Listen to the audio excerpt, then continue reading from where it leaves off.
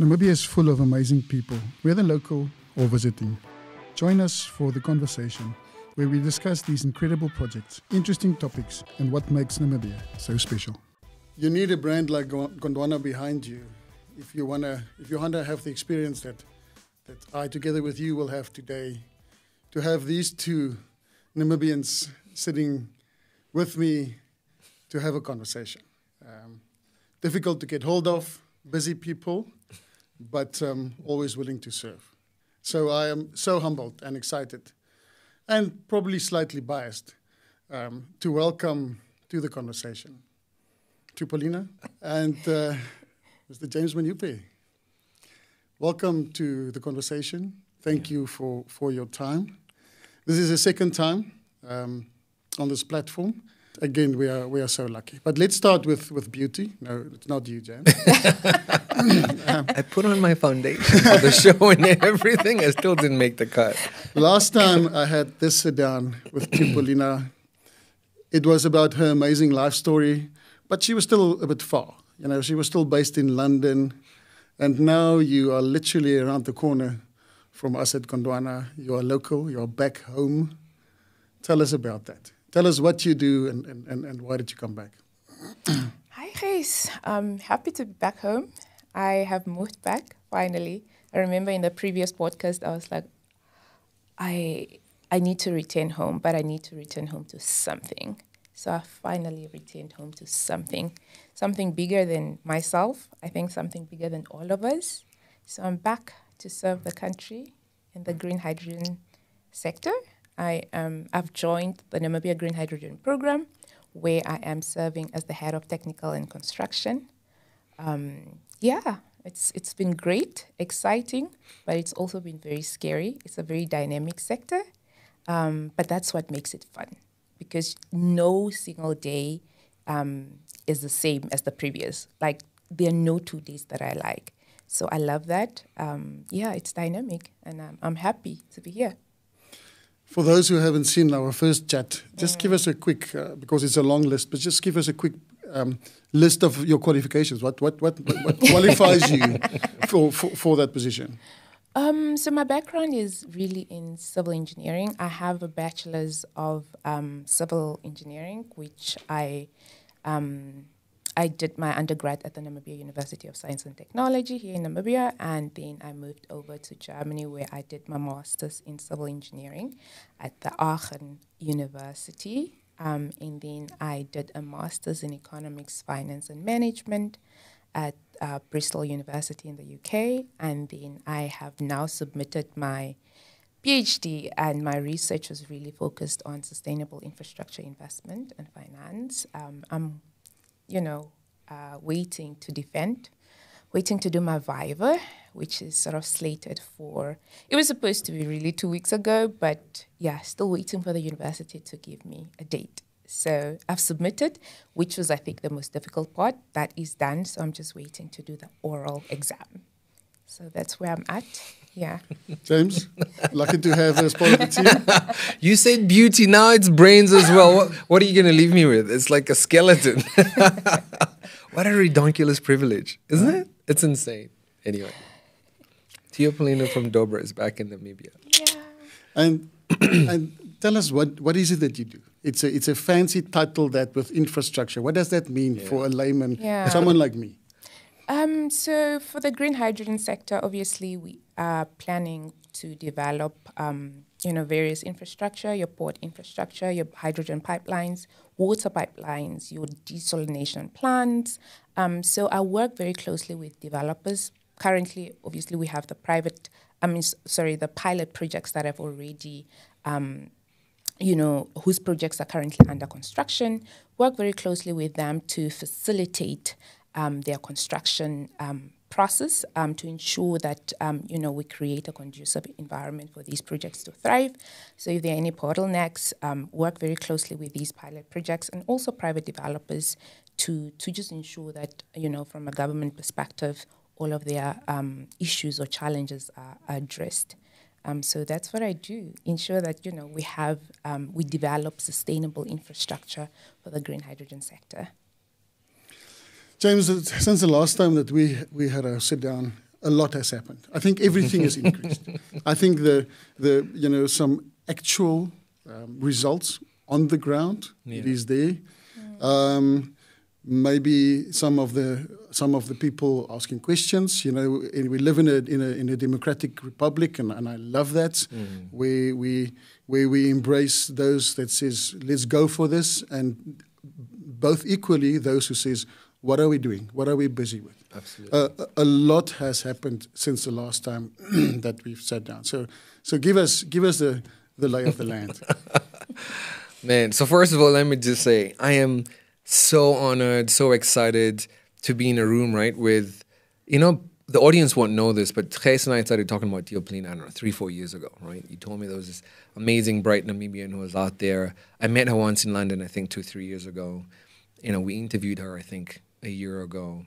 And here we are, right? Like, this brain gain, I mean, what has happened? Brain gain has happened. Step number one, right? Like, you've got people like her. There's another one of our teammates called Nicole that's left London, dynamic London, to come back to Windhoek. She's Namibian, German, South African. She's now applied for citizenship. She got it. Right? Okay, so I didn't know that. So your audience just found out with me today, the boss of Nicole, that Nicole Hearn is now a Namibian citizen. When we interviewed her last year, she was in London, she was German and South African, right? She wasn't a Namibian citizen. But this industry has attracted her to come back here. She now lives with her grandmother or not in her own apartment. But Theopolina and her have come back from Europe to try and find new opportunities in Namibia and to try and build an industrial nation as Sam Nujoma had envisioned in 2004 in Vision 2030. So we're not really actually busy with green hydrogen. We're busy with the first of its kind high iron, direct reduced iron plant in the world being constructed there near Valencia uranium mine, right next to Walvis Bay. They've already brought in 32 containers of equipment, and they're going to put up solar panels, a microgrid, an electrolyzer. They'll produce hydrogen not for export. They're producing hydrogen to use as clean molecules to reduce iron ore and make a new product.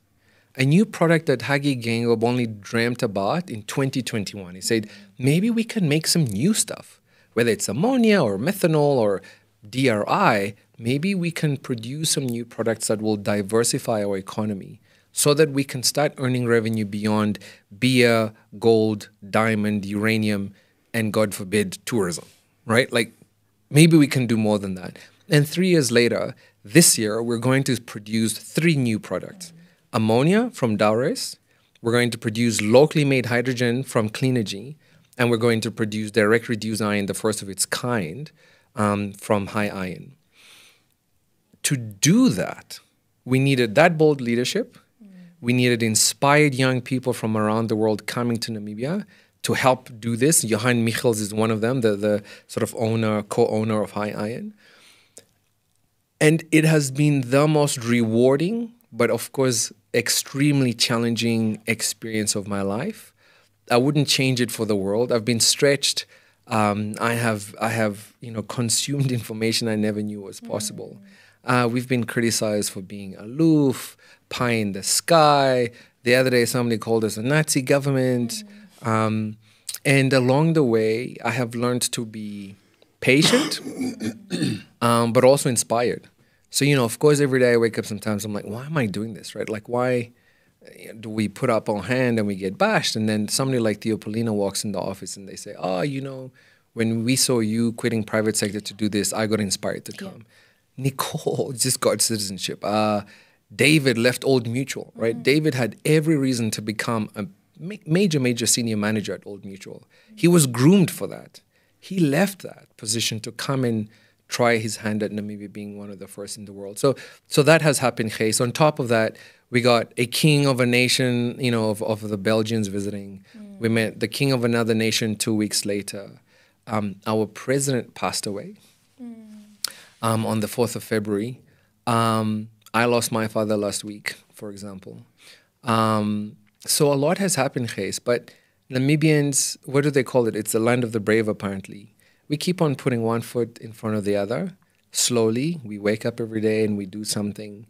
that advances the vision of our forefathers, and we're proud to do it. But we're extremely blessed to do it.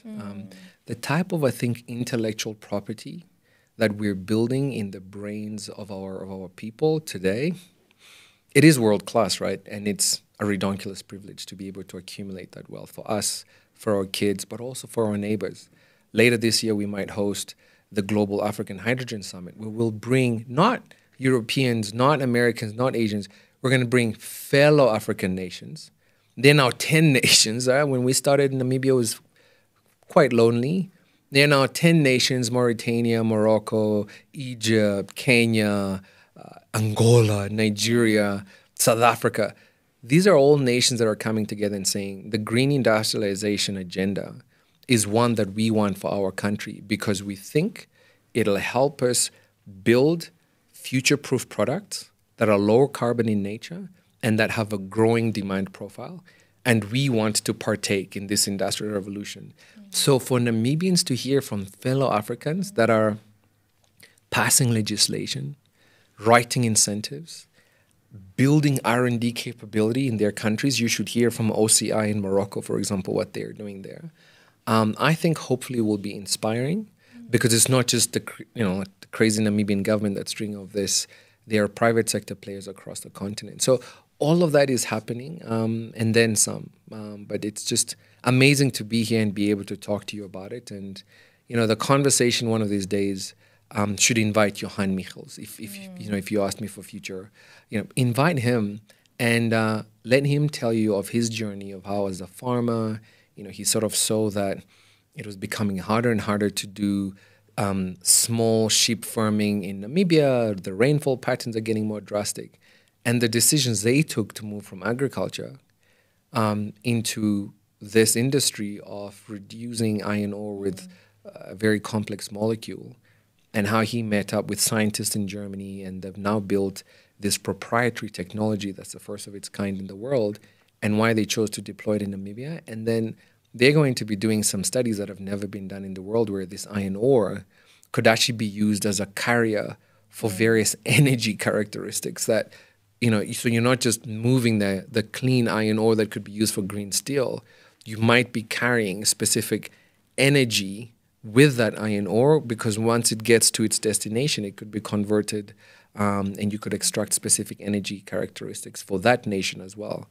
That particular study, it'll be done in the next 3 to 4 months.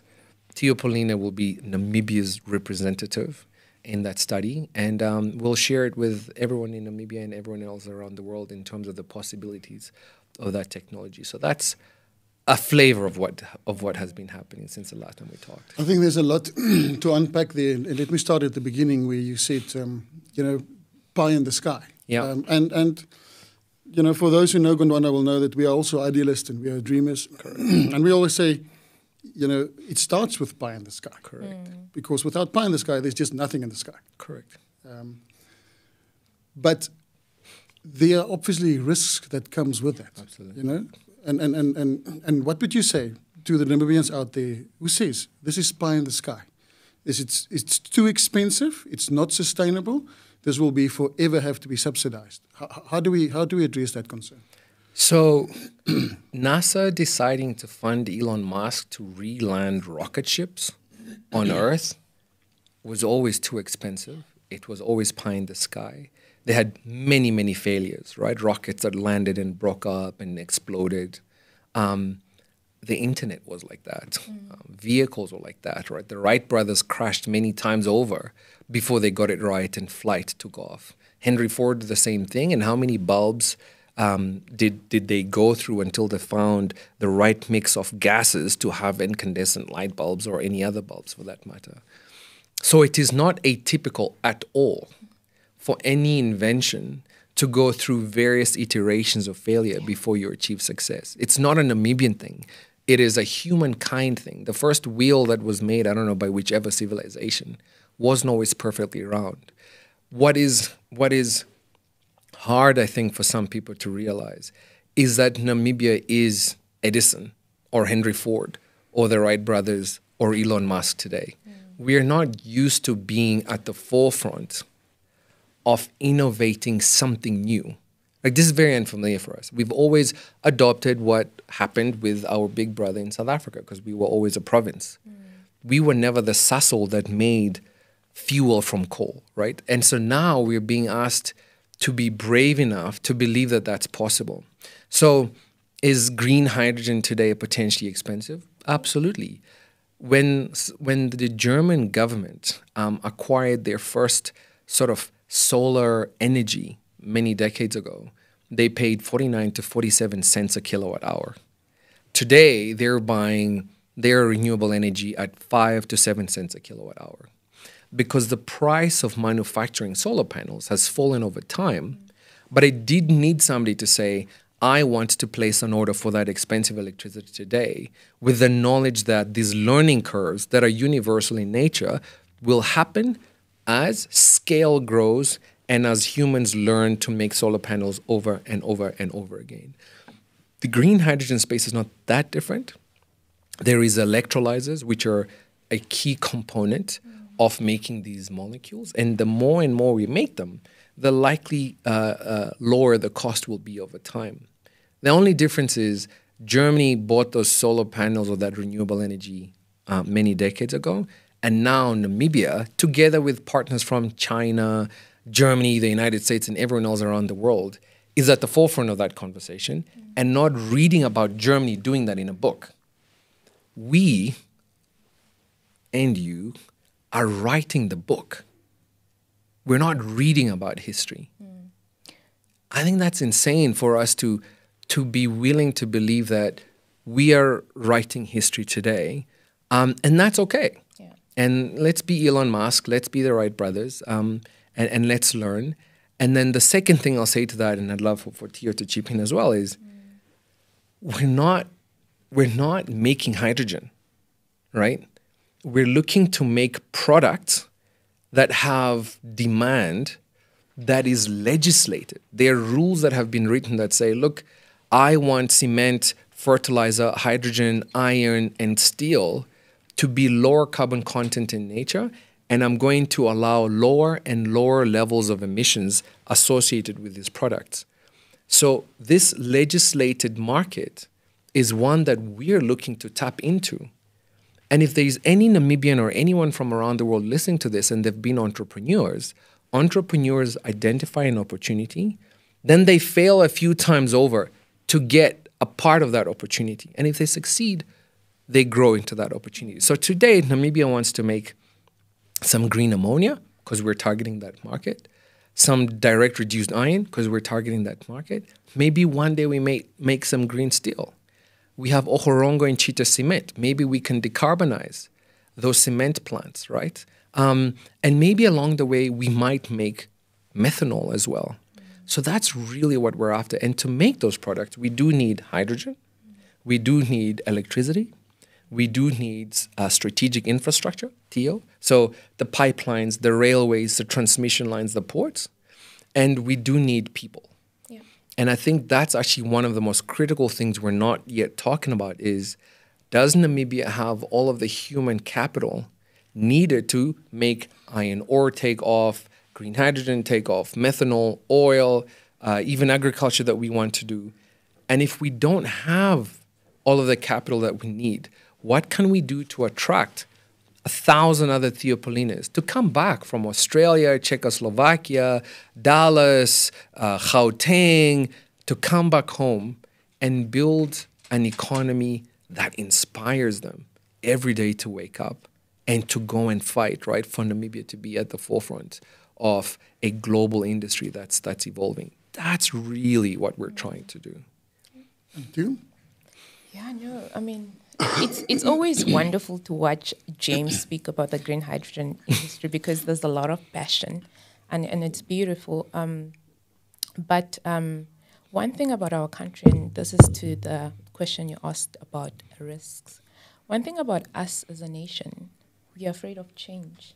But we need to understand that change is the only constant there is in life. Change, it's inherent. It's always going to happen. And I think we're not used to being front runners, like James said. And that scares people, right? Even I was afraid returning to this industry. It's very new. I was afraid. It's uncomfortable. It's very dynamic. It's scary, but it's also exciting. So being a part of something, as big as this is, and having that privilege to start an industry from scratch, not everybody gets to do it. So it's beautiful to be here.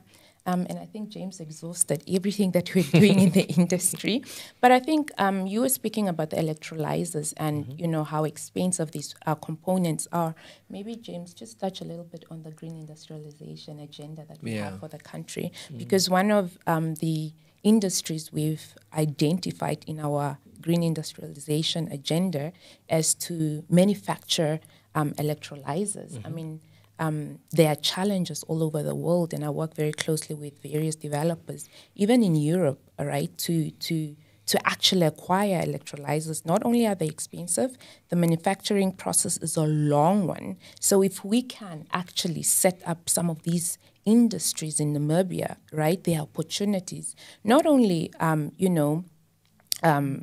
to set up the actual industry, but, job creation for our people. So maybe just speak a little bit to the larger green industrialization agenda of Namibia. What's brilliant is the lady who's actually been a part of a process to build a 200 megawatt electrolyzer in Rotterdam with Shell is asking me to talk about the electrolyzers. That's what she was doing in Netherlands, right? Yeah. That's what Theopolina from Dobra was doing. This today is one of the largest, if not the largest, electrolyzer being manufactured around the world. Yeah, it still is the largest. It still is the largest electrolyzer plant. Yeah. There's another one in Sinopec that they're trying to put together, Correct. 250 megawatts. But those two, right? And our Namibian, I love this. Our Namibian was in the bowels of that factory, of that electrolyzer plant, twiddling around with like pipelines, designs of how to optimize the movement of molecules and membranes. That's why she came back home. It's crazy. And when I was there, I didn't even know, right? I would be here today. How long ago was that? It was 2020. There you go. Yeah. Right? Yeah. But I want to unpack that, James, because I think it's such a vital point in Like terms a of 360. of the national conversation that we're busy with. And let me, before I go there, let me continue with the devil's advocate. Yeah. Because I completely agree with what you said in terms of the curve, in terms of R&D. Yeah. And what do we say to the people who says, look, perfect, the R&D and green hydrogen will find its niche in the future. Mm-hmm. But we have limited resources. We can't spend our resources on that R&D. What are we saying to those people? So we would say, look, there's a saying that says, time and tide waits for no man. Mm. If you don't want to spend your resources, your time, and your R&D, somebody else will. And not somebody else will. The King of Morocco has written an offer to the world called the Green Hydrogen Offer. Public, it's available. We'll put it, let's link it actually to this podcast, right? Go read what the King of Morocco has told the world. He said, hey, we in Morocco recognize that this is a future and we want to be part of the future. Come to Morocco. Here's land that we've availed for you. Here are tax incentives. Here are these industrial plants. We want to be a part of this future. That's what the King of Morocco has said. The king himself has written this offer. Egypt wrote their own VAT. Kenya has written their policy on green hydrogen, and they're inviting people to the world. This has long ago stopped being a Hagi Geingob vision, right? Hagi Geingob was just visionary enough and daring enough to say, I want the best for my people. I want my people to be at the cusp of an industrial revolution, and I want to meet the command, the order that I got from my founding president, who said to me, let's go and industrialize Namibia. So if you don't want to do it in Namibia, South Africa has said they are very happy to do it. They have said hydrogen is one of their top 5 economic frontiers for growth. So they will do it. So that's one. The other is, when 1 or 2 Namibians or 10 Namibians or 10,000 Namibians say they don't want to do something, and 10,000 other Namibians say they want to do something, then we will work with those who do want to do it. What I do know is Nicole and Theo and David and Joseph and Rosvita and Tom Alwendo and even President Mumba have said, hey, let's explore this opportunity responsibly, objectively, and with the highest level of intellect that we have, right? Whether it's in Namibia, it's in NAST, it's coming from Bristol, let us explore it. And so I wake up every morning and I make sure that I am conscious to their request and I am not enslaved to the negativity of those who don't want to do it. But James, there's who was the wise man who said it's impossible until it's done? But I think also, again, from a layman's perspective, as Namibians, we must understand that we are also lucky, as I see it, because a lot of this R&D, a lot of this risks is not taken on our taxpayer money. You know, this is one of the things I'd like to encourage Namibians to think differently about. At the moment, there is somebody out there in the world that sees the bigger picture so much that they're willing to spend 40 million euros to originate an opportunity in your country because they know that whether it's the molecules or the DRI, when they get it somewhere else in their ecosystem, they can make 120 million euros from that 40 million euros. And I think Namibians need to, not even Namibians, all Africans need to start realizing that the grants that we're getting, the free research that we're getting, nothing in life is super free. They're doing this because they know they will be able to make a return on this investment, right?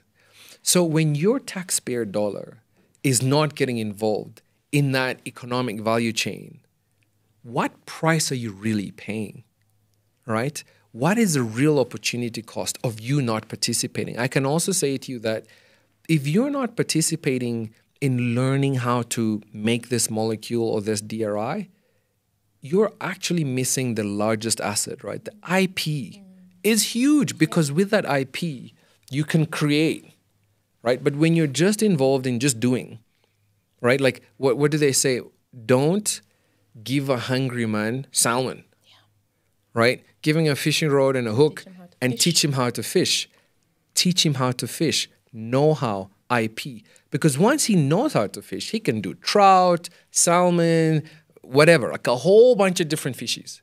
But if you just teach him how to eat, and so that's where I would say, for a lot of us who get false comfort that Namibia is not yet risking its own resources to identify these opportunities, you're totally missing the ball game. The ball game is not a free pilot project. The ball game is, what is CMB going to do with this ammonia? They're going to put it in their ships, decarbonize shipping, and be the frontier of green maritime corridors around the world. Wow. What is that really worth? Has anyone actually done what the market value of a green shipping industry is? And what should we as Namibians, who are seafaring people, we should be, right? You think Vikings should be seafaring. We have the coast. How do we capture a bunkering industry that is worth a few $100 billion? So if you're very happy that the pilot project, they got $10 million euros from Germany, they put 20 of their own, and they built a service station, now they'll make hydrogen, and you think you've arrived because you've made a hydrogen molecule. You're missing. Yeah. I mean, Singapore, I've been invited to go to Singapore now in October by CMB and the Global Maritime Forum. They want me to go there and talk about what we're doing in Namibia, right, as leading. What is happening in Singapore, right? Like, what's the real opportunity? It is not that pilot project.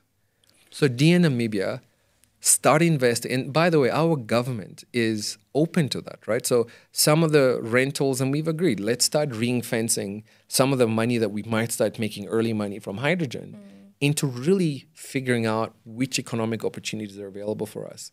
And I think that is a very progressive government that is saying, okay, if we get 6 million euros from Hyphen, if we get to financial, if we get to effective date, let's use some of that 6 million, right, to start exploring what are the real other economic opportunities for Namibia. So for the first time, Namibia might start investing some of its own money into figuring out what these economic opportunities look And I like. mean, you know, the masses have been saying that, oh, well, we are already investing our resources, right? The sun and the wind is ours.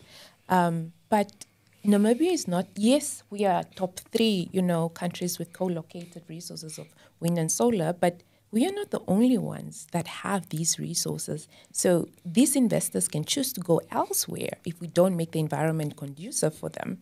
So, I mean, this is something that's been going around. Everyone is like, yeah, but we are doing this. Why are we paying? Why do we have to invest capital into this if we're already using, you know, the products are being generated using our resources? But you touched on something which, even from a Gondwana perspective, that sometimes we've struggled with, and that is that concept of leadership, the concept of running ahead. What do we know? We know things like, from a resource perspective, that we take our resources, take it out of the ground, and we sell those resources. That is safe. That is comfort. That is comfort. But we are kind of terrified to lead. We are terrified of saying, but we're going to show the world. Yeah. Is that a human condition? What is your perspective on that? It is a human thing, right? But you'll be scared, but you have to do it anyway.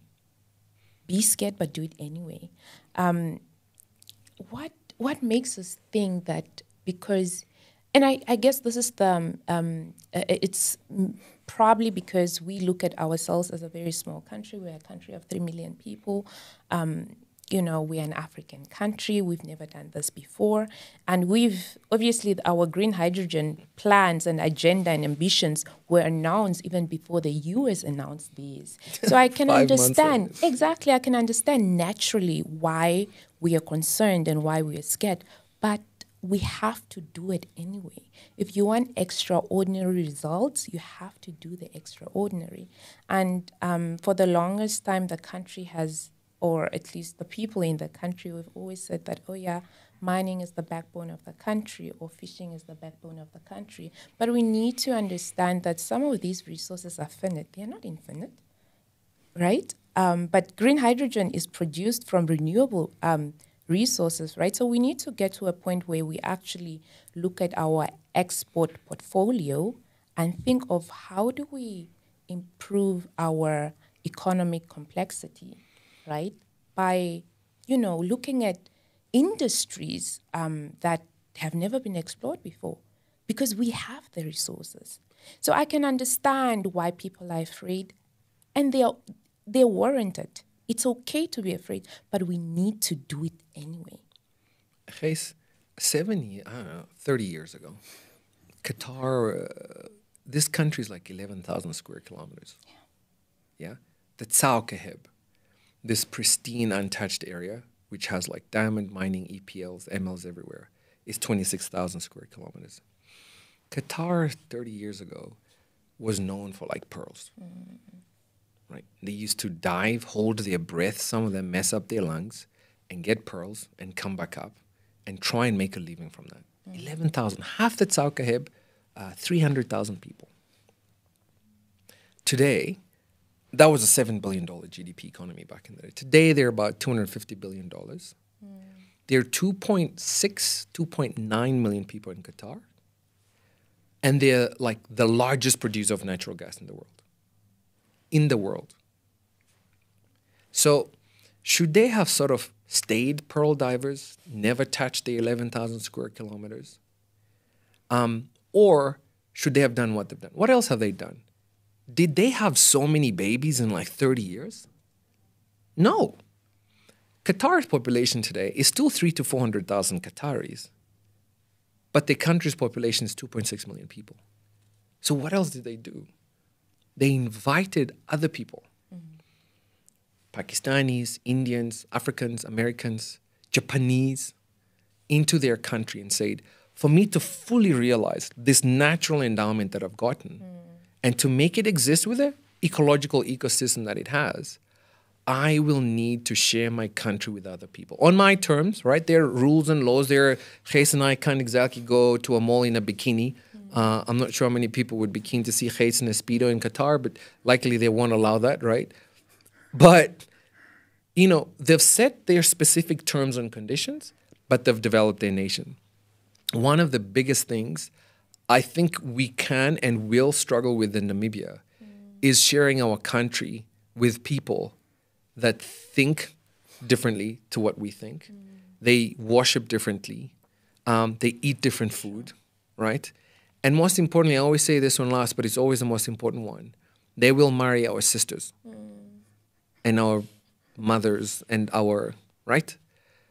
That is terrifying to most Namibians. Look, it's at the moment, it is a terrifying thing for everyone around the world. From Trump to the EU, immigration is a huge thing. You've seen what we've just gone through in Namibia with the visa story, right? If you don't want to welcome us, we won't welcome you. So when we were doing a lot of this research, there was a lady that was working with this Harvard Kennedy School of Government. So the Harvard Growth Lab, we hired them as the Namibian government to work with them for 3 years to think about new economic models we could build in Namibia. And one of the associates of the main professor there left Harvard, and then came here, went to a university here, kissed a girl, and eventually married a Namibian girl. Yeah. Fun Seda, right? Nou ek praat net 'n bietjie Afrikaans, maar ek het 'n huis hierso, ek het 'n kind hierso, and now ek het 'n Namibian team hierso ook. Yeah. I'm not, you know, His, but like, his wife is from Marintal. Yeah. And With family in Kitmansworth work. And if you want to see the Marintal come out, you just criticize James in her presence. You know, and a plus in Rehoboth work. We're seeking a plot there. But, you know, like you're going to need a few million people like me.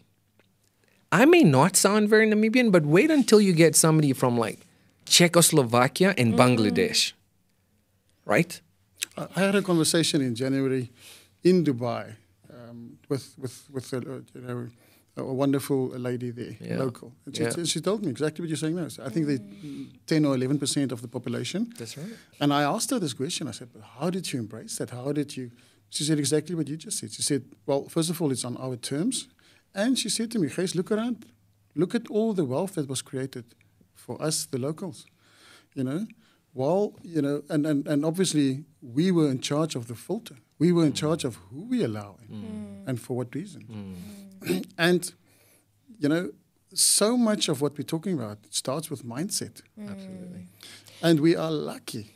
We are lucky. People love this country. They love our sunshine. Yeah. They love our lifestyle and our beautiful landscapes.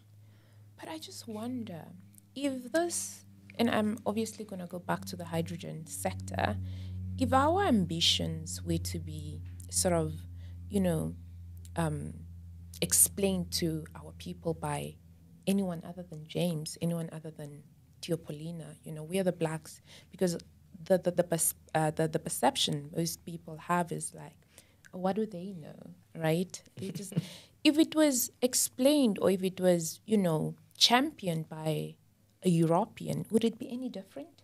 Because it takes me back to the time when James always says they went to Europe and they had this little pamphlet. They went to the king of, I think, Belgium. The Prime Minister of Belgium at Correct. the time. And then they were very receptive of the idea. But when you come to Namibia and you have locals like James and myself explaining this idea to our people, they are not as receptive. I don't know, is it an insecurity? Is it an insecurity? Is it a lack of confidence in ourselves that we're supposed to be followers and not leaders? Exactly. One of the other things that I'd love to suggest, right? Yeah, you know, because these are some nice provocative suggestions. Is, you know, the pushback isn't all, in my humble opinion, accidental or coincidental at all. Some of the pushback is orchestrated. Okay? What we're trying to do is a real threat to somebody else. You have to realize that and accept that, right? So this industry, these molecules that we're going to make are going to replace other molecules in a big, big multi-trillion-dollar value chain, right? And one such party, I had a discussion with them, and they say to me, look, you know, we used to have a very small economy, and then we discovered this gas, for example, and this gas is a massive endowment, not just for me, but it is my children's inheritance, right? And so you have to appreciate that when you're building an ecosystem that is going to potentially threaten my children's inheritance, you have to give me the opportunity to defend my children's inheritance. And, you know, defense and warfare isn't just what, you know, guns and weapons and stuff like that. It is mental warfare.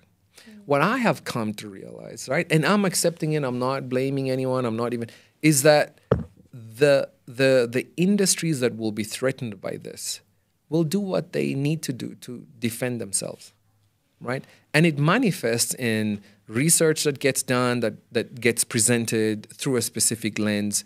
And what I've seen happening in Namibia, in my humble opinion, is a lot of these missiles, thought pieces, are thrown in to produce disarray, confusion, hesitation. Because what you do with that is you slow down something. Divide right? and conquer. Divide and conquer, but also self-preservation, right?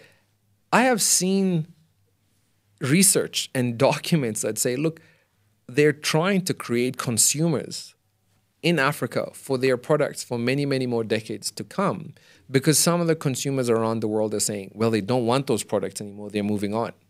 So, for example, facilitating the selling of internal combustion engine vehicles in Africa much longer than they're allowed to be sold somewhere else is creating a demand for those products.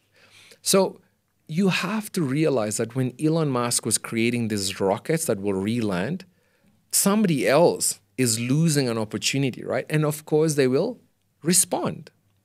When you realize that objectively and you don't take it personally, you take it in your stride. You realize that, yes, the missiles will come, and you keep on doing what you need to do. You also have to realize even the African nations that will come here, the Global African Hydrogen Summit, look, we are friends, we are peers, we are comrades, but we're also running a marathon together. We're all starting up, one next to each other, Usain Bolt, Johan Blake, Tyson Gay, and there's a 100-meter finish line there, and there's a gold, a silver medal, and others. And we're all running towards that opportunity. And so, you know, Tyson Gay and Usain Bolt respect each other, but they're trying to win a very limited opportunity set. And I think it's useful for us to be able to talk about that openly to Namibians, to say, look, I cannot afford to be too distracted, as you mentioned, by those who don't want to invest and those who are refusing to be awake to the missiles. I am an athlete. I've been hired, right, by a government, by a people in Namibia who say, let's fight for our people. And I'm concentrating on my fight. When we were fighting for independence, how many people wanted us to fail? How did they introduce agents of destruction into our fight for self-determination, right? Today, we're trying to get economic emancipation. That war, we talk about this a lot in government or in Namibia. That war, you think you don't have adversaries as you're looking to create economic emancipation. And once you realize that, you also stop feeling sorry for yourself. Yeah, true. But you touch on something, and let's pivot towards that, you know, maybe more energy. Because it is, and I loved how you said it, you know, change is coming. And in fact, James said earlier, you know, it's bashing down our doors. Yeah. With everything that's happening in our country. It is that the conversation we're having now, it's oil and gas, you know, it's everything that's happening in our country. And the world loves to pivot things against each other. But don't you think we have an absolute brilliant and unique opportunity in our country with a clean canvas in all of these things, because we've never done any of these, to show the world that we can do it together. We can be one of the front walkers, if not the leader, in terms of, yes, energy addition, because we need more energy, but also energy transition. Correct. And working together with the global players who are sitting with the same pressures, you know, around the world. And we have an opportunity, because ultimately it goes back to economic emancipation. I'll let Theo go first. I have Yeah. so much to say on this issue. But the thing is, Gys, before we can even get to the world, there's a lot we need to do internally as a country. There's a lot of groundwork that needs to be done before we can even get there. We were in a workshop the other day, and the green hydrogen team was on the one side, and then there was a question that came up, and we looked so divided because we were trying to advocate for green hydrogen, and then on the other side there was a team that was, speaking against it. And on the other side of the table, there were actually people from the US, and we looked so divided. It was really, really sad to see. So before we even get to the world stage and show the world what we as a country can do, we need to unite as a country. There's a lot of groundwork we need to do, and I think our team has done a good job. We've put together a strategic communication strategy to sort of go out and create awareness, right? And it doesn't have to be oil and gas only. It doesn't have to be hydrogen only. If there's opportunity for the two to coexist, why can't we make it happen? Yeah. Right? Yeah. Because we're doing this for the generations to come. Yeah. And we're doing this, to grow the economy of the country. So I personally feel that there's a lot of work we need to do as a country before we can even speak about, what we can show to the rest of the world. Yeah. Yeah. I've had to do a lot of maturing. I'm not saying I'm done. I had to do a lot of maturing when I got into this whole public sector space, and especially with this, which is one of the most polarizing issues in the world at the moment. But I've come to actually begin to enjoy it, right? So I know a lot of people listen to your podcast, so let's put another link in there, right? So ask them to go and read up about Hydrom. Hydrom, Hydrom, Hydrogen Oman. Oman today has lots of oil and gas, okay, and they're exporting that.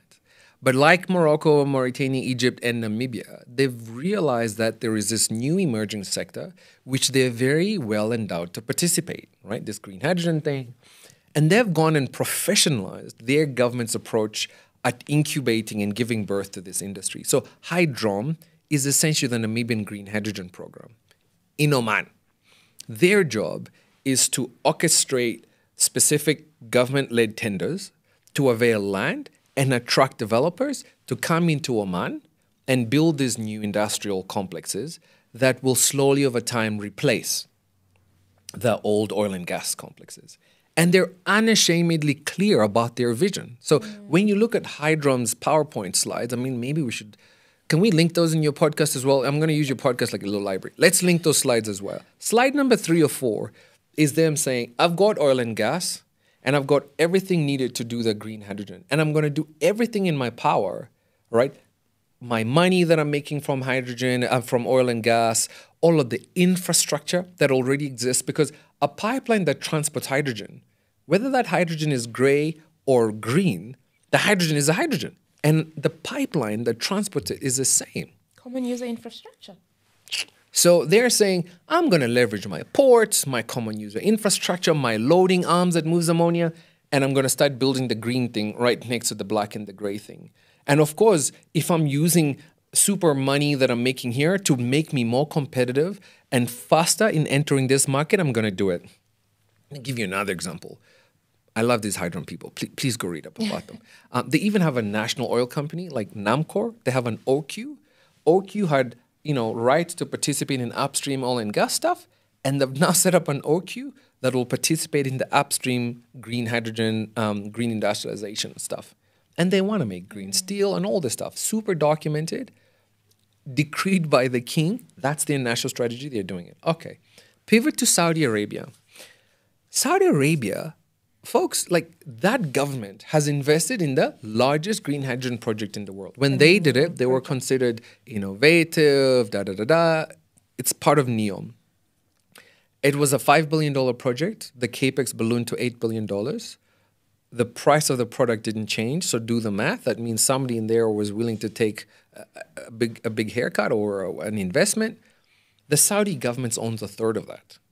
Air Products is the other, and I think Aqua Power is the other. So how does the Saudi government make money? Is it like tourism or Bulls? maybe pearls. I don't know. Maybe they dig some pearls. It's oil and gas. Oil and gas. Right? The last one I'll give you is the United States. They're now the largest producer of oil and gas in the world.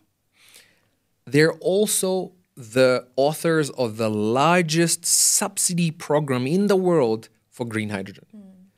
We have 3 valleys that we want to develop in Namibia. They have 8. We're looking to see how many pennies Theopolina has to endow in these valleys of ours.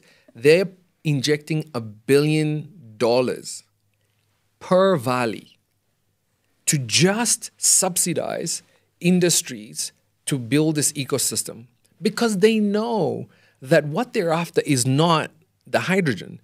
They're after a growing global market that wants this clean product. So those are 3 practical examples of oil and gas in Oman, oil and gas in Saudi, and oil and gas in the United States, all looking to pivot and utilize the money, the resources, the know-how, the pipelines, the infrastructure to capture this new growing market share. So what is the real opportunity in Namibia? I think you had a really, really interesting, you talked about a blank canvas. A lot of these economies have to go through the pain of transitioning from a lot of infrastructure in industries that rely on the hydrocarbons to make products to move to green industries, right? In Namibia, and I've said this before, and I've got this podcast, so now I'm really going to say it. Namibia needs to become a drug dealer. Okay? Controversial it is. What does that mean? We need to be... So this hydrocarbon stuff is like cocaine. Once you inject it into your veins, into your transmission lines, into your pipelines, these are inputs that you use to make products. Your raison d'etre, right? So when you inject that into your ecosystem, it's very, very hard to get over it, to go cold turkey, and to start getting the cocaine out of your bloodstream. That's called the energy transition. Investments have to be recouped over time. People have to be retrained. Factories have to be rewired. It's a super expensive and painful process that requires labor unions to be like very, very like unhappy and shaken up by all of this retraining. This is what the West and the major industrialized nations are going through as we speak, right? And the $1 billion incentives from Saudi government and the US is trying to help their patient absorb new cleaner molecules as they get the dirty ones out. So what do I mean by us being a drug dealer? Today we have cocaine. We're going to be digging it up with the French and the Dutch and the... Think hard about... And then we have no real industrial base, like a strong one. And our industrial base, we could design it, right, to go through this just energy transition, feed it first with the cocaine, and then over time try to transition it to the clean molecules, and go through the withdrawal symptoms that Germany, China, and US are going through. Or we could pull a Safaricom and go from no phone, skip the fixed line, and go straight into mobile. This is what a lot of people did in Kenya, and why Safaricom is a case study at Harvard, right? Is Safaricom enabled a lot of Kenyans to leapfrog, they call it, the fixed line telephony straight into mobile phone, into mobile banking. They went from having no bank and no phone, no fixed landline, to having a mobile phone, telecommunication capability, and banking in like one go. So could Namibia go for no industrial complex, skip the hydrocarbon-based industrial complex, gas, oil, and coal to drive factories, and start building in clean factories, given that you have the inputs that you need, renewable energy, hydrogen, methanol, all this stuff, and then build a future-proof, leapfrogged industrial cluster. And sure, if you can use some of your cocaine proceeds, right, like, I don't want to say Colombia, but like any good drug dealer, to entrench a strong, sustainable industry, right, that is future-proofed. Saudi Arabia is doing it. The United States are doing it. They're just trying to help their patient go through, what if we just build a whole new ecosystem that didn't have this in between? So what does that mean, Gys? Don't be ashamed of your oil and gas. If you've got clientele, right, that want to buy your cocaine, which is, by the way, the West, right? Not really the West, the world really, from Asia to the US, and sell them the cocaine. just be very careful and very calculated about how much of that do I take? How much gas to power station should I be doing in Namibia? What carbon does that introduce into my veins, into my grid? And how does that make me less competitive in that my industrial complexes may be producing products with a high carbon content? Those calculations are what we're trying to do today with the Namibian government to make sure that the policy decisions that we're taking on how much of that cocaine to use is informed. But that calls for something which also is easier said than done, and that calls for long-term thinking. Yeah. Absolutely. That calls Absolutely. Long-term planning. long-term planning. That calls for compromise. Yeah. Look, again, Theo should say something on this, but from my opinion, our national anthem says it all. It says, whose blood waters our freedom? So, I spoke about losing my dad. My dad was in the Tanzanian army.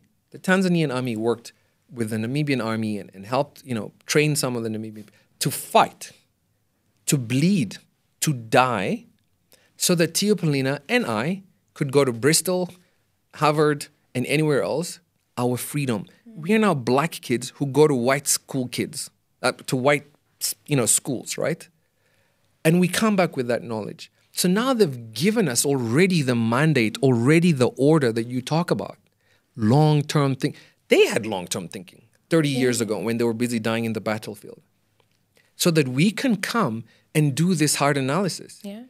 Right? She's like a PhD, like she's writing a PhD, man. She submitted it. So if you have a Namibian who's now born free or not born free, but has the skill sets, surely they owe the forefathers that passed the strategic knowledge to say, okay, I now see what's going on in the world. I see the US planning for this. I see Oman planning, Saudi planning. I see Spain planning for this. What should I be doing? Now, you can't expect our president or our ministers who haven't had the privilege that she's had to do some of this long-term strategic thinking. But this is what they did. When our late president hired me to come in and help him with some of this thinking, he's already passed that mandate to me. He's like, what should our long-term thinking be? That was the job of an economic advisor. When he then went and worked with our development partners, our cabinet, to allow this program to exist, for me to go and poach Nicole and Theopolina from Germany and the UK, they've already passed the mandate on to them. That's what we do at the Green Hydrogen Program day in, day out with our Bloomberg terminals and all our resources is we're looking at long-term planning and we're modeling it. Please tell him a little bit about the common user infrastructure you're modeling. Theopolina is modeling, Nicole is modeling actually like the fiscal regimes that have to provide for this long-term planning. Yeah. Right now, what we have out on procurement is the global best practice, common user infrastructure global best practice. What we're looking to do with that is we're inviting consultants to do studies, to look at various practices that have been done in the space globally. And obviously, this extends to other industries, not only the green hydrogen industry, to see really how can Namibia develop its common user infrastructure for the hydrogen sector, right? So in the Central Valley, and James spoke a little bit about the various valleys that we have. We have the Northern Valley, we have the Central Valley, and then we have the Southern Valley. So Central Valley is really Irongo region, Ochodonjupa, and the Commerce region, right? So, we already have the presence of few projects there. So what we aim to do with that is look to develop common user infrastructure. This is obviously your pipelines that I was talking about, your port infrastructure, your diesel plants. So various developers do not have to sort of construct their own infrastructure. So this is shared infrastructure for all these projects. And this also obviously reduces your environmental footprint, right? Because if you have infrastructure that can be shared, you don't have like a spaghetti effect of various pipelines running through the Central Valley. So that's the aim of our common user infrastructure. One of the things I wanted to say with that is, it's this hydrogen backbone so goed, nee? That Theopolina is putting together sounds like super complex. Like, what is a hydrogen? It's called power lines and roads. Yes. Namibia had to Railway. make long-term decisions where to place which highways and where to place which power lines to take electricity to who and to take a truck to which factory. We're doing exactly the same thing here. The key thing you mentioned that I want everyone in the conversation podcast, the audience, to think about is there was long-term planning when we decided to build a highway this way and a power line that way. And today we know that along those power lines and those roads, we will also need a gas pipeline, a hydrogen pipeline that will move methanol, e-kerosene, or gas or something. And the question is, where should we place it, importantly? And what are the characteristics of that pipeline that it needs to carry different products? Yes. Either gas, hydrogen, e-kerosene, or these different products. And that long-term planning, it shouldn't sound like Namibia is not capable of that. We've done that before. We've put ports and roads and railway lines before. And those railway lines and ports and roads have served for decades. Yeah. And we're looking to help the Namibian government and to help private sector in Namibia decide where should those where should those strategic common use infrastructure be. And this is not a 2040 exercise. There's a pipeline that could start being built next year. But And you're James, from also a- thinking about the projects that will be set up 30 years from now. Correct. So you're not only considering, the current projects or the projects that will be set up in the next 2 years. Yeah. You have to cater for projects that will be set up because it's a long-term industry, right? And I love that too. That's exactly what I wanted to say now. That gives us economic advantage, in terms of scale benefits. If you look at Gondwana, when we build a new hotel or a new lodge, we don't start a new HR department and a new finance department and a new marketing department. We just plug it into the common share, the common use infrastructure that we have. 100%. And I think that's another thing that will come in our future is scale. We as Namibians, we don't understand. I don't understand scale. I'm intimidated by the numbers being thrown around, and I love the thinking in terms of like James said, next year, and you said, but also in 30 years' time. Absolutely.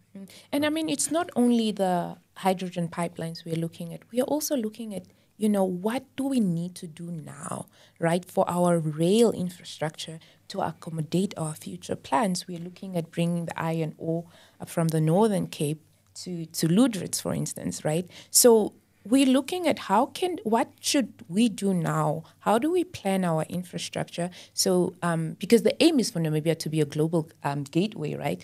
For Namibia to then serve also these regional economies. So it's also rail infrastructure that we're looking at. We're doing rail studies, right? Lithium beneficiation. Correct. So it's long-term thinking with all this, And one of the things I'd love to add to that is we talked a lot about Namibia. In terms of what we're doing for ourselves. Our leaders are also like massive Pan-Africanists, right? So they're signatories to things like Agenda 2063, the Africa we want. They're signatories to the African Continental Free Trade Area. So their ambition, when we talk about Namibia being a logistics hub, it is for the hinterland. It is for the 300 million Africans that don't necessarily have the God-given privilege of having a coastline.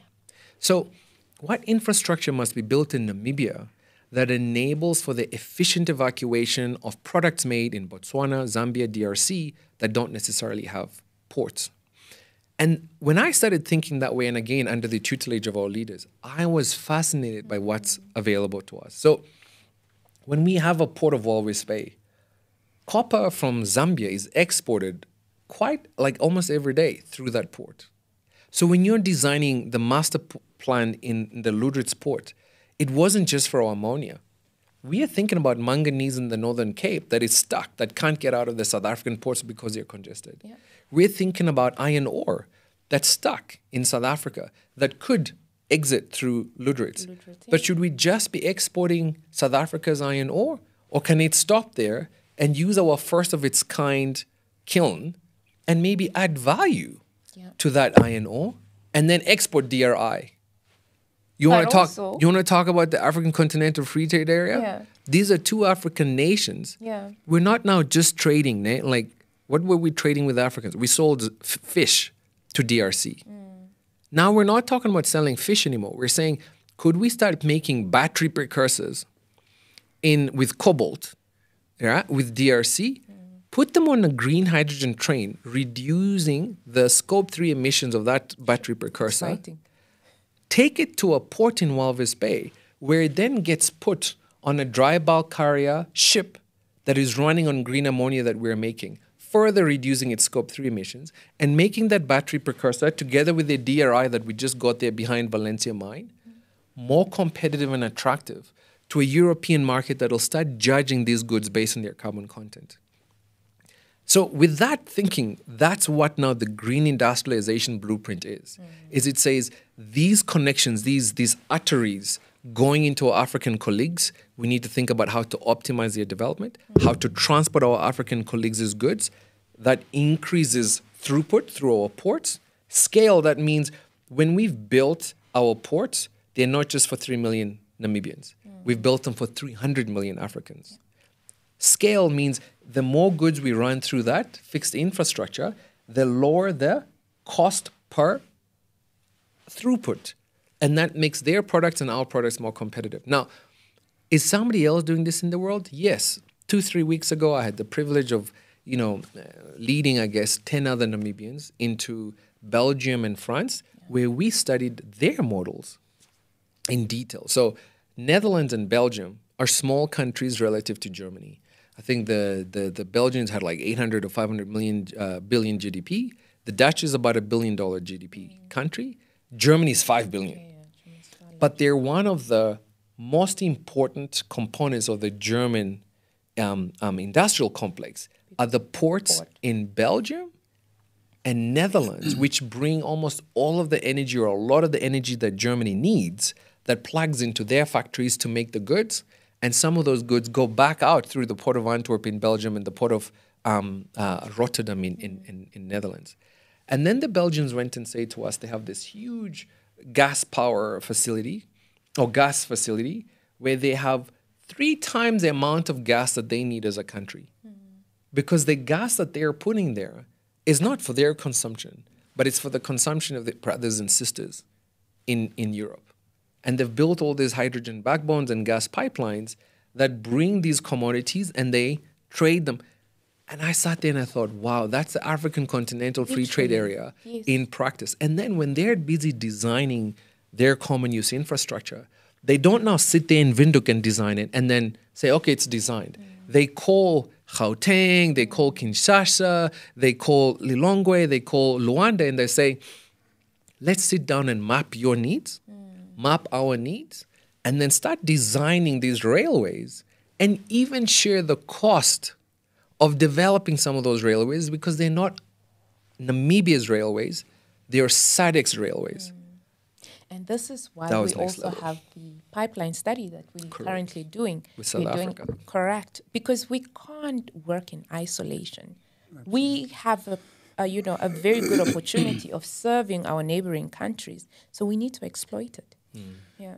We've said a lot of things, and I think there's a common theme in all of these things. And maybe sometimes it's lacking in our world today. We need a vision. We need a collective vision, and we need visionary leadership. So close your eyes and open your eyes. It's 2035. We're sitting here. Dr. Theopolina looks as beautiful as she does today. James and myself. Dr. James. Can I just say, and I want to say it on the podcast, what James is saying has been 3+ years of research. We need to find a way to document everything he knows, because there's no way. So I've been working, or at least I'm really forcing James to do a PhD because he's working on writing a book. So if he does the PhD, and actually when he does the PhD, he'll do his thesis, right? And then we can actually translate that thesis into a book. But it's not only for James, it's for Malachi, it's for, the generations to come. We can't have James walk around with this knowledge and it's not documented. So I'm really working hard to get him to do his PhD. But please keep on picking his brain as well. Yeah. While you're at it. Yeah, no, it's... So we launched the book on the Conversation podcast right here. 3 years later, we'll come back and do the book launch. Yeah. So give me that vision. Give me, It's 2035.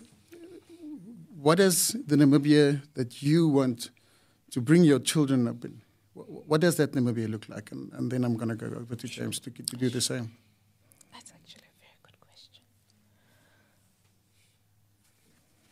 An industrialized Namibia.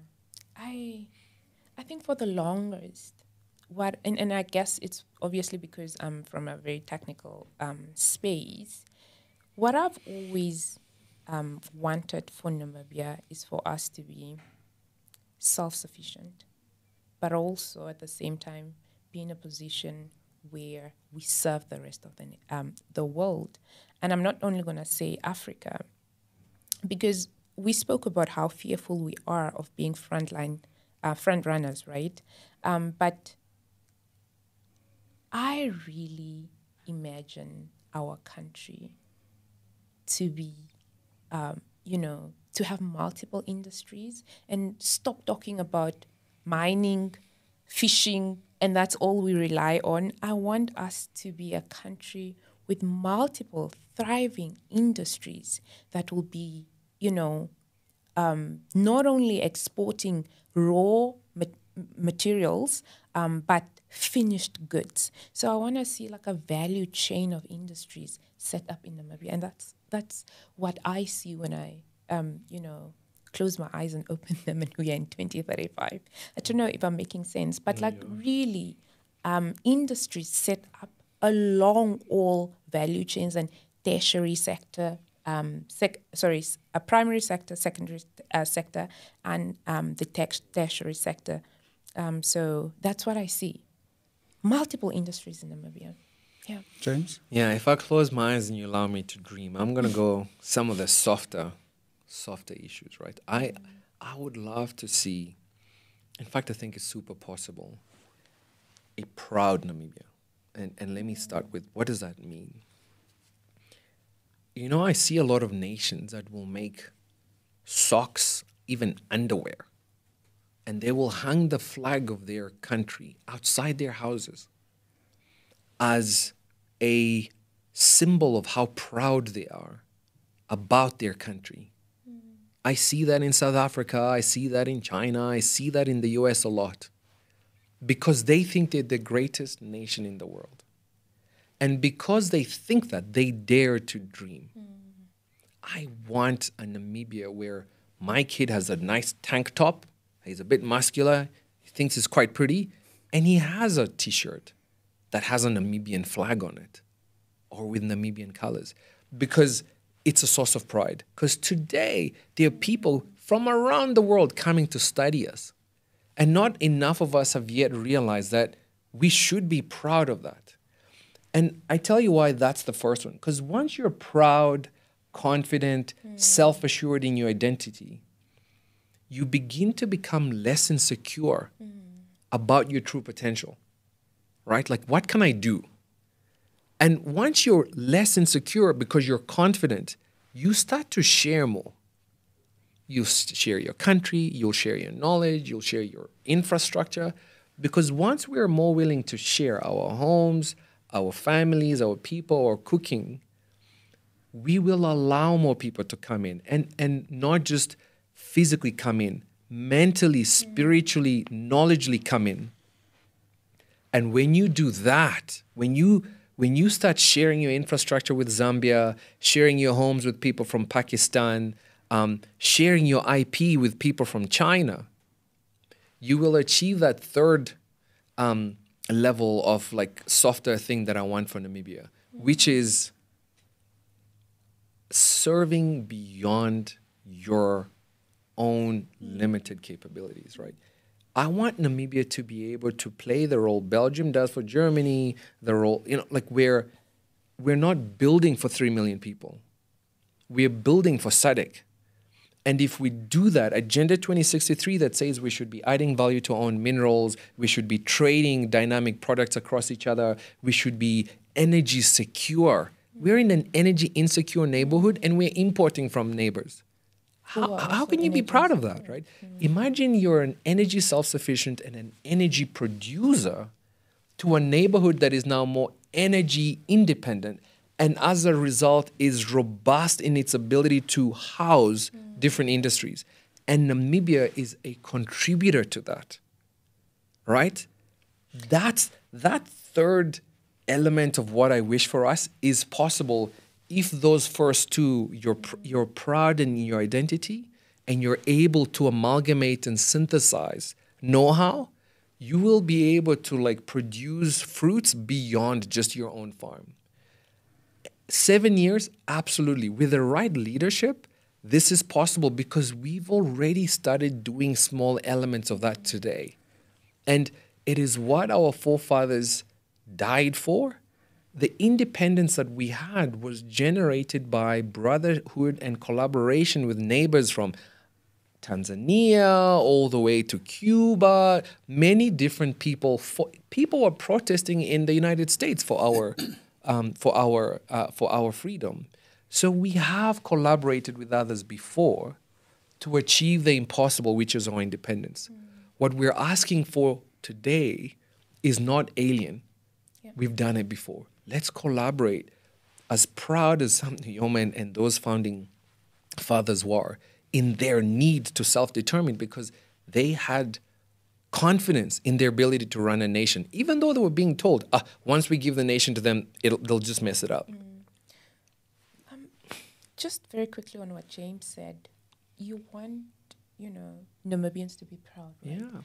Yeah. But I wonder, what is our identity as Namibians? Because a lot of times when you do find yourself in South Africa, in the US, and you sit there, what identifies you as a Namibian? What is our identity? I've never been able to answer that question.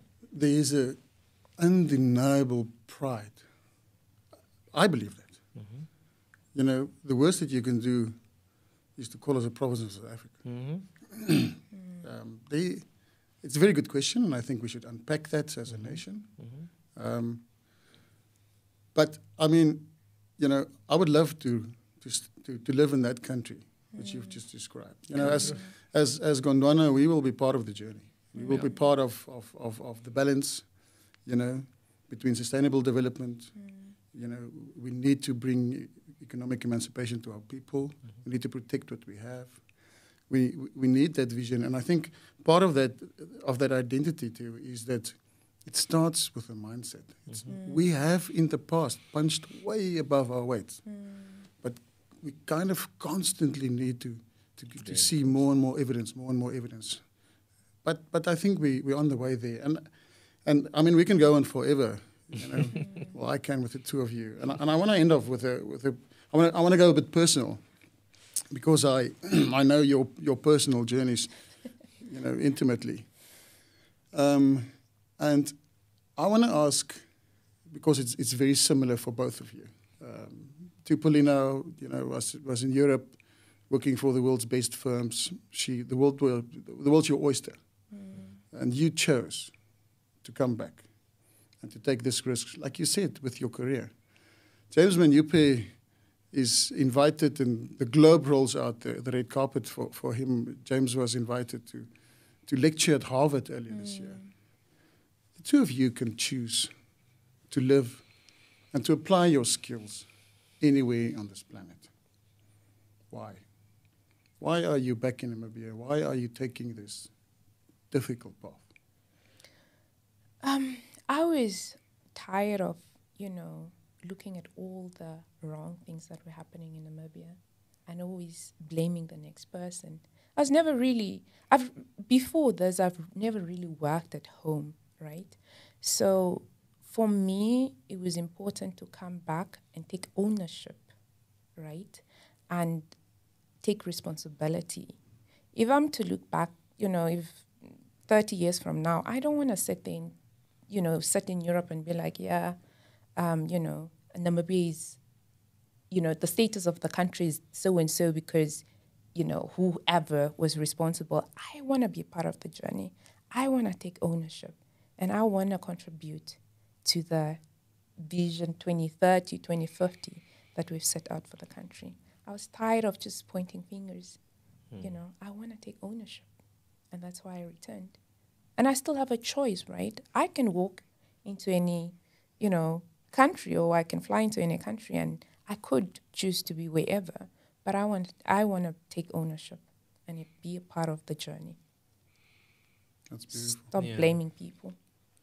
Okay. Yeah. If you'll have me, Gys, in your backyard, I've got 3 reasons why I'd like to stay here and deliver on this 7-year vision. One is a dying man's wish. An old 82-year-old person who spent 60 years of his life trying to deliver on that vision asked me to help. I wasn't going to do it myself. He wasn't going to do it himself. He asked me to be a cog in the wheel. He didn't have to. I had no right, no reason, right? Because I was a nobody. He asked me to help. The second is the one person that God has now decided I will spend most of my life with, and that's my wife. And if I don't mention her on the podcast, I sleep on the doghouse. She has seen me through everything, the best, the good, the bad, when I was my weakest, when I was my strongest. And, the Bible says eventually even my mom, I have to cleave from my mom and bind to my wife, Natasha, for the rest of my life. Her grandparents that she holds dearest. They raised her, they supported her. They are buried here. Yeah, I've been to Tombstone Unveiling. They're buried here. No matter where we go, this is where she will call home. And her mom, everyone was here. They will be buried here. That's the second one. And the third one is my 5-year-old and Erin's, our 19-year-old. All our kids were born here. They don't have a U.S. passport. This is their home. So what right do I have as a father to pick up my weapons and go and build another home? When their mother's home, their grandfather's home, their grandparents' home, their home is here. So if I did that, in my humble opinion, in my self-judging self, I would be a coward. You'll be selfish. So I don't know where else to go. Namibia, the good news is they are anchored. We have them, we have them for life. Wow, what an absolute honor. And I really mean that. I admire the journey that you walk. I know it's not easy. But I also am grateful that we live in a country where we have to, include all options, all opinions, where we have to take the knocks that's inevitable with the paths that we choose, because the vision is worth it, and those who will gain the most is those who we are the most responsible for, like you said, James. Thank you very much. I'm going to let you go to go and change the world further for the better. One step at a time. Love you and respect you, and thank you.